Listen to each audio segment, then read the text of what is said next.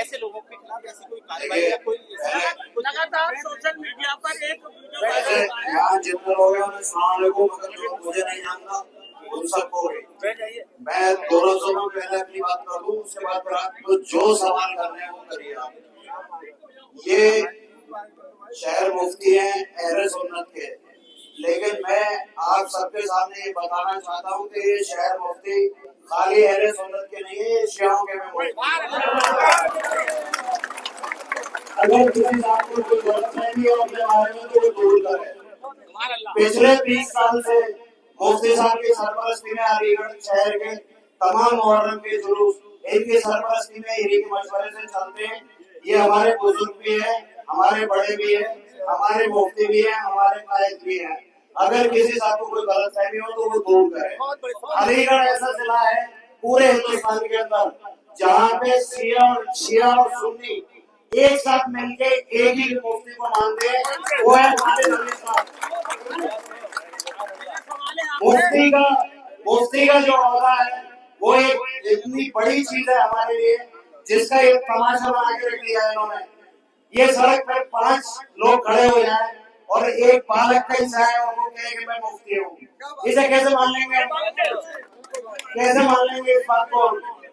ये सरासर इस औहदे की तौहीन है।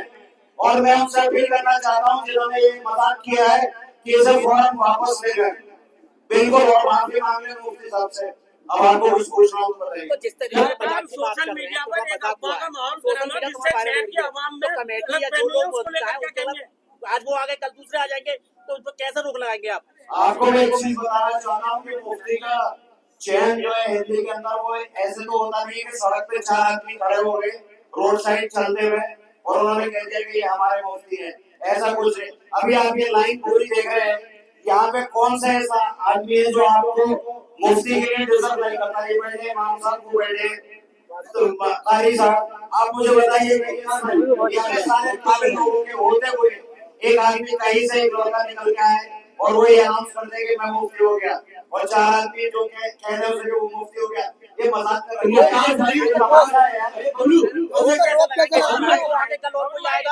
रोक कैसे लगाएंगे आप? रोक ये इतनी सारी लोग पब्लिक दी गई ना आपको, ये बिल्कुल रोक लगा देगी, एकदम ठीक कर देगी।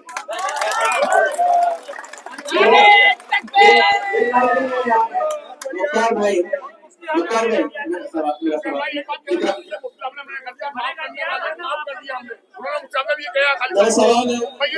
भाई, जिस तरह सोशल मीडिया पर वो बयानबाजी कर रहे हैं, बार बार कर रहे हैं, तो कहने का मतलब है कि जो मुफ्ती साहब ने माफ कर दिया, तो क्या कुछ FIR इस तरह करेंगे कि आने वाले वक्त के लिए एक नजीर बन जाए? देखिए, मुफ्ती साहब बहुत ही रहमदिल लोग हैं हमारे, इन्होंने तो अपनी तरफ से माफ कर दिया। साथ में इमाम साहब भी बैठे हैं, कारी साहब भी बैठे हैं, ये भी उसी लाइन पे चलते हुए माफ कर देंगे। लेकिन अगर ये तमाशा बढ़ेगा तो हम इतने बड़े दिल के नहीं है कि माफ करेंगे।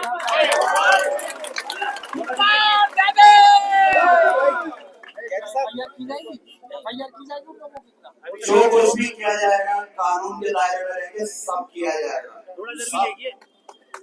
कोई कसर छोड़ी नहीं जाएगी किसी भी तरह की। और अल्हम्दुलिल्लाह किसी चीज में कम नहीं है, ये उनको यहाँ से समझना जाना चाहिए। साहब कल एक बाइट में अपने ये कह रहे हैं कि मेरे पास डिग्रियां हैं और ये खानदानी मुफ्ती है, इस पर क्या कहेंगे? किसके कौन खानदानी मुफ्ती है? ये कह रहे हैं कि साहब तो खानदानी मुफ्ती है, डिग्री लेकर के आए हैं।